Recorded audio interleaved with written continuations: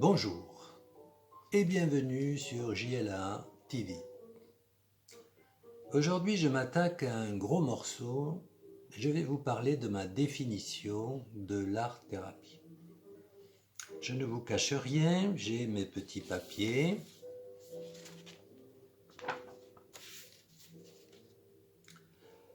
Et cela me rappelle la chanson de Régine, Les Petits Papiers, chanson que vous avez peut-être connue en d'autres temps. Et ces petits papiers, on les brûlera après la visio. Ces petits papiers, ce sont aussi mes antisèches, même si je ne fume pas. Le mot art-thérapie est un mot composé. Il est la traduction littérale du mot anglais art therapy, avec l'accent. Et c'est à partir de là que la confusion s'est installée en France. Nous, Français, nous aurions dû le traduire par thérapie par l'art, ou thérapie médiatisée par l'art, ou encore psychothérapie médiatisée par l'art. C'est plus clair, me semble-t-il. Mais c'est trop long, et nous avons préféré ce raccourci du mot art-thérapie. Et ce raccourci qui nous fait perdre un temps précieux en bavardage, puisque personne ne sait ce que cela veut dire. Bon, c'est fait. Voilà, j'ai dévoilé mes batteries. On entre dans le vif du sujet. Dans le mot art-thérapie, il y a thérapie, et c'est essentiel pour moi dans cette construction, dans cette contraction, qui pour certains peut paraître une contradiction. Mais revenons à l'étymologie du mot thérapie. Thérapie du grec thérapeutes, qui signifie le soin, prendre soin. Cette définition s'est d'abord appliquée aux médecins, puis par extension aux soignants. Par exemple, les infirmières sont des soignantes, mais aussi des thérapeutes. Alors l'art-thérapie est une thérapie, mais c'est très très vague en France d'être thérapeute. Puisque les guérisseurs, les magnétiseurs, ce sont aussi des thérapeutes, voire les chamans également. Nous pouvons décemment nous poser la question, l'art-thérapeute est aussi un thérapeute, mais est-il aussi un guérisseur?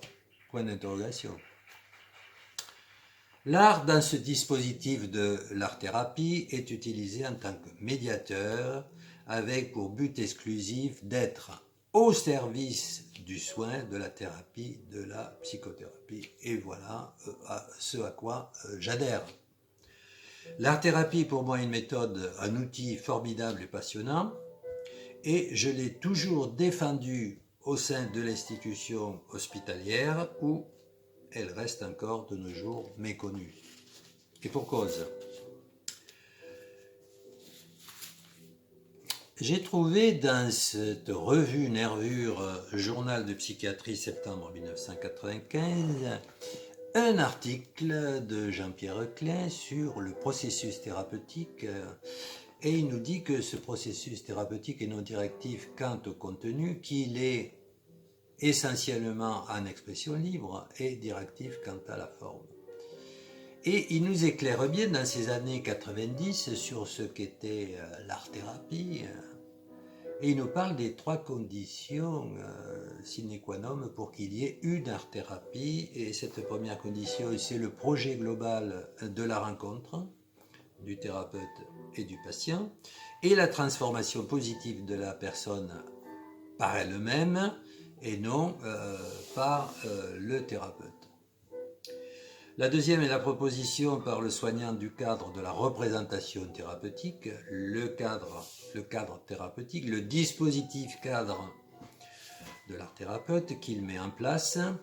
Et la troisième est qu'il n'y a pas de programmation du contenu, c'est-à-dire que l'art thérapeute ne donne pas de thème, de consignes qui lui font plaisir, ce à quoi le patient va adhérer pour faire plaisir au thérapeute. Et nous tombons dans ce cercle vicieux de la reconnaissance du désir et du désir de reconnaissance. En 1995, Jean-Pierre Klein a écrit cet article. Il considérait que l'art-thérapie était une psychothérapie à laquelle on avait ajouté un temps de production.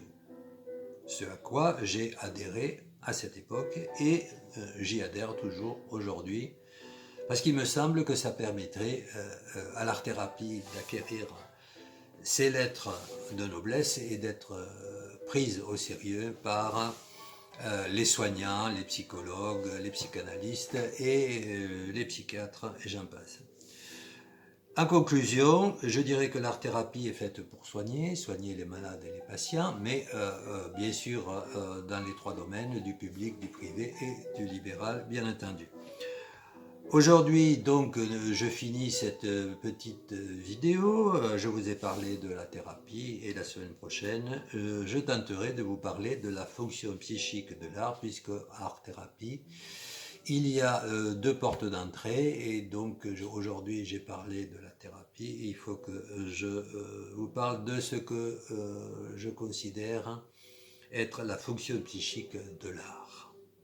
À bientôt, chers téléspectateurs.